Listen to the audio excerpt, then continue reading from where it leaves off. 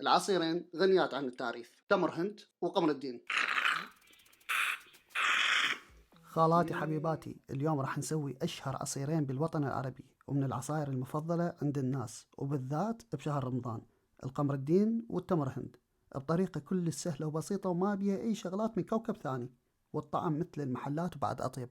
بس قبل لا نبدأ الفيديو، لو أول مرة تشوفوني أنا اسمي نوي، لا تنسون تشتركون بالصفحة والقناة ولايك وشير إذا عجبكم الفيديو. وعلى مود نسوي أول بطل عندنا واللي هو عصير قمر الدين راح نحتاج طرشانة أو ما يسمى باللغة العربية المشمش المجفف أو المشمش المجفف. غنزول عليك مشموش. المشمش المجفف أكو من عدة نوعيتين، أكو المجفف 100% وأكو مجفف 50%، واثنين هني يمشن بالعصير. وأول شغلة نسويها نجيب جدرية ونخلي مشموشنا بيها ونخلي عليه مي حار ونخليه يتمشمش 10 دقائق 15 دقيقة على النار. وبعد 15 دقيقة من طبخ المشمش المنشف هذا شكله النهائي. ملاحظة، تقدر تنقع المشمش قبل يوم وتستعمله بدون ما تطبخه، وإذا بس نقعته بدون ما تطبخه راح يعطيك نكهة ثانية كلش مختلفة، بس بالنهاية اثنين طيبات وأنا أفضل المطبوخ. أهم شي بالنهاية إذا كان مطبوخ أو منقع يكون كلش طري على مود نقدر نهرسه بالخلاط. نجيب خلاطنا ونخلي المشمش المطبوخ. خفة العصير وثخنة قرار تابع لكم وأنا ما راح أتدخل بيه. ونخليه له شكر، والشكر أكيد حسب الرغبة. ملاحظة، تقدرون تخلطون بدال الشكر دبس، راح يعطيكم نكهة كلش مختلفة بس كلش طيبة. وأهم شي نخلطه بالخلاط كل زين لحد ما يصير قوامه كريمي. شوف شلون صار كريمي، شوف القوام. لاحظ أخي المواطن، والله حلوة هاي الحركة، أنصحكم بيها، هيجي راحة نفسية. دكافي كلبت دي الله عليك. أيوة، هسه نشيل العصير مالتنا ونخليه بطاسة أو جدرية أو دولكة على مود يبرد، وبعد ساعة أو ساعتين بس تنزل درجة حرارة العصير نبرده بالثلاجة أو نخلي فوقها ثلج، والثلج راح يكاسر طعمه. بالنسبة إلي اختاريت الحل الثاني، لأن بعد ما أتحمل أخليه بالثلاجة وانتظر 3 ساعات، قلبي بعد ما يتحمل. هسه نجي نحضر أخوه عصير تمر الهند. تمر الهند يجي من عنده المملح ويجي من عنده غير المملح، واثنينهم يرهمون بالعصير. بالنسبة لي أنا أعشق عصير تمر الهند المملح. الملوحة ويا الحموضة والحلالة من يلتقون تعطي نكهة عجيبة يا أخوان. طريقة تحضير عصير تمر الهند ما راح تختلف هواية عن عصير القمر الدين. نخلي تمر الهند بالطاسة ونضيف فوقها سكر حسب الرغبة، ونخلي فوقها كمية كافية مي حار على مود نقدر ننقعه، وبأي ملعقة كبيرة نحاول نفتته على مود ينقع أسرع بالمي. بعدها ننقعه أقل شي ساعتين بالمي، أو نقدر ننقعه قبل يوم هم ماكو أي مشكلة. وبعد ما ننقع عندنا هيك صار شكل الخليط. وهسه راح نبلش بالمرحلة الثانية. راح نحتاج الطاسة ثانية ومصفي، نضيف الخليط كله بالمصفي ونجيب ملعقة كبيرة ونظل نخلط وندعس نخلط وندعس على مود ينزل العصير كله من المصفي. لحد الآن احنا أمورنا تمام، وهي هاي الطريقة المتعارف عليها، وتقدر هيك تخففها بمي وتقدمه. بس مثل ما نشوف ما طلعت كل العصارة من تمر الهند، وعلى مود نستثمر العصارة 100% نخلي البقايا بالخلاط، أو أكيد نقدر نخلي الخليط من البداية كله بالخلاط، بس أنا حبيت أشوفكم الطريقتين. نضيف عليه مي حسب الرغبة ونضربه ضربتين بالخلاط، وراح نرجع نخليه بالمصفي ونصفيه، وبهيك راح نحصل أكثر كمية ممكنة من تمر الهند اللي استعملناه. وهذا الباقي بعد ما نحتاجه نذبه بالزبل. وهذا شكله النهائي، وأكيد إذا يعجبكم تقدرون تخففونه.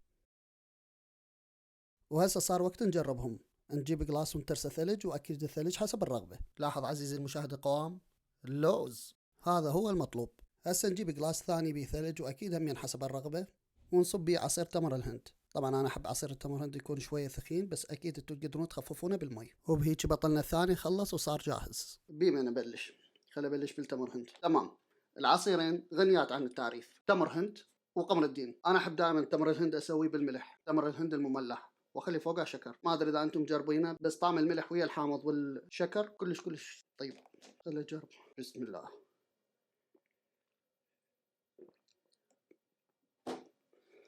يبوي،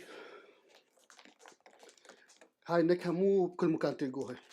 مالح حلو حامض وتمر هند. شربون تمر هند. تمر الدين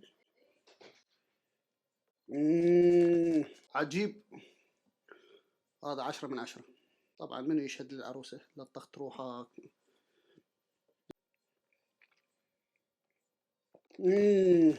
لذيذ. هسه برد صار طيب. هذين العصيرين تقدرون تخلصون بهن رمضان من اول يوم لاخر يوم، ما تملون منهن. طيب يابا قمر الدين، تمر هند ما تشربون؟ ايش تبدون؟ شو اصب لكم؟ اي تدلين خادم زعطوط انا. اي تدلين. لازم اخلي لكم ثلج لان تعايش مش خايفه. شوفي تقول بالبياع. شربي. تردين ثلج خلي لك. تردين قصبه. جيب قصب. ما عندي. شكرا يا شتنوي. واستوى ما يستوي. الله عليك. ونرجع لمحور حديثنا. تمر هند عجيب، مال حامض حلو.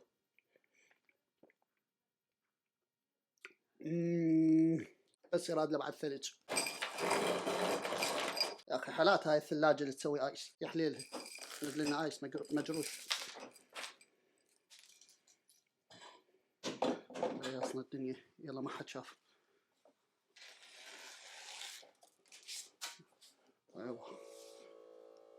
وعليكم السلام ورحمه الله وبركاته. شنو هاي؟ بس تونا مدحناك. اي يابا هسه الامور قاعده تحصان. الله يمسيك بالخير احمد البشير. هسه الامور صدق قاعده تحصان. اوكي.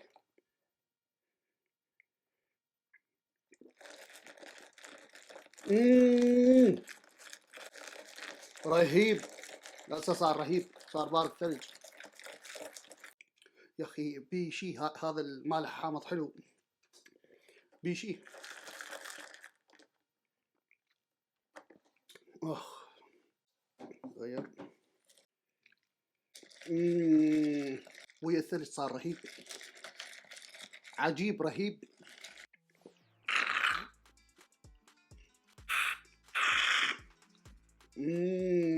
تمام. العصائر كلش كانت طيبة، انصحكم تجربوهن وبالذات برمضان. ان هذين العصائر الرسمية مال رمضان بصراحة. وكالعادة إذا عجبكم الفيديو لا تنسون تشتركون بصفحة الفيسبوك أو الإنستغرام أو القناة وتسوون لايك وشير. كان معكم الشيف نوي، واستوى ما يستوي.